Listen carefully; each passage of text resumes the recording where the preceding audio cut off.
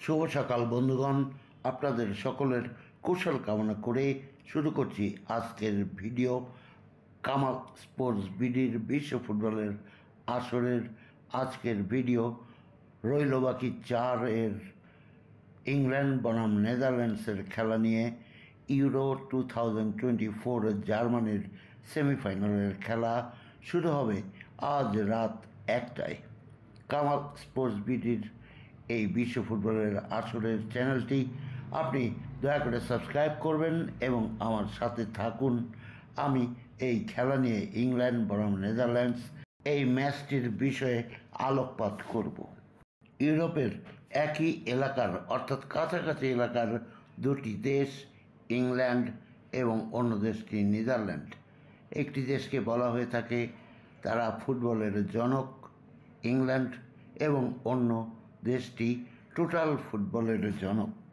দুটি দেশেই খুব উন্নত ধরনের লিগ খেলা হয়ে থাকে, সে কারণে এখানকার ফুটবল অনেক উন্নত। সেই সাথে এই খেলাটি ইউরোপের শ্রেষ্ঠত্ব অর্জনের খেলা।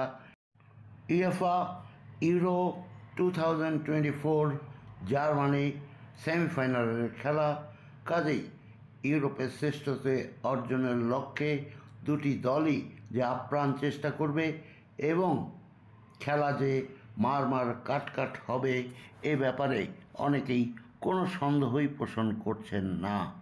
ইংল্যান্ড জাতীয় ফুটবল দলের কোচ গ্যারেথ সাউথগেট টিমের নড়বড়ে অবস্থার কারণে, যেহেতু তারা এখনও গুছিয়ে নিতে পারেনি বলেই প্রতীয়মান হয়েছে, সেজন্য তিনি অনেকটাই চাপের মুখে রয়েছেন। ইংলিশ ফুটবলের ভক্ত সমর্থক এবং ইংল্যান্ডের মিডিয়া সবসময় যেন গ্যারেথ সাউথগেটের সমালোচনা, অভিযোগ ইত্যাদি প্রশ্নে জর্জরিত করে রেখেছে।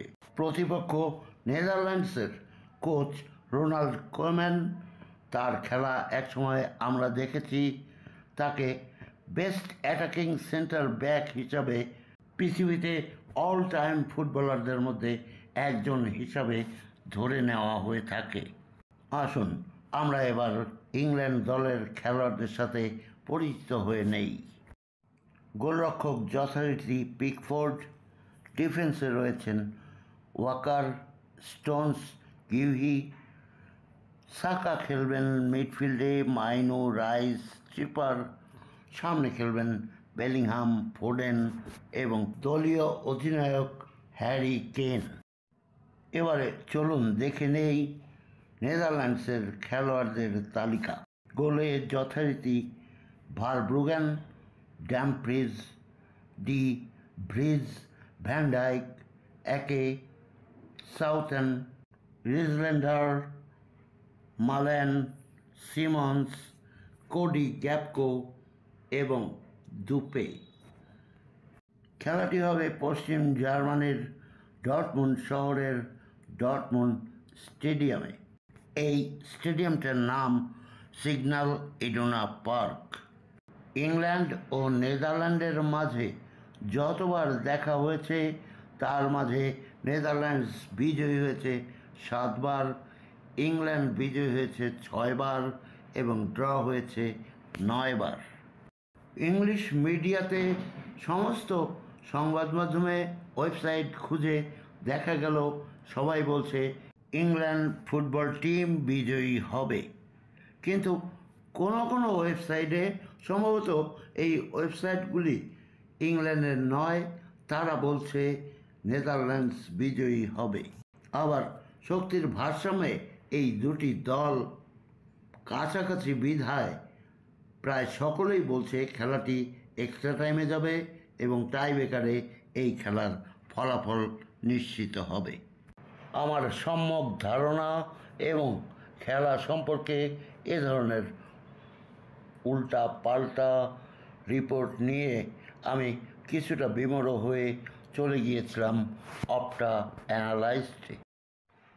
অপটা অ্যানালাইজ যা জানালো তা হলো ইংল্যান্ডের বিজয়ের সম্ভাবনা 51.51% এবং নেদারল্যান্ডসের বিজয়ের সম্ভাবনা 48.49%।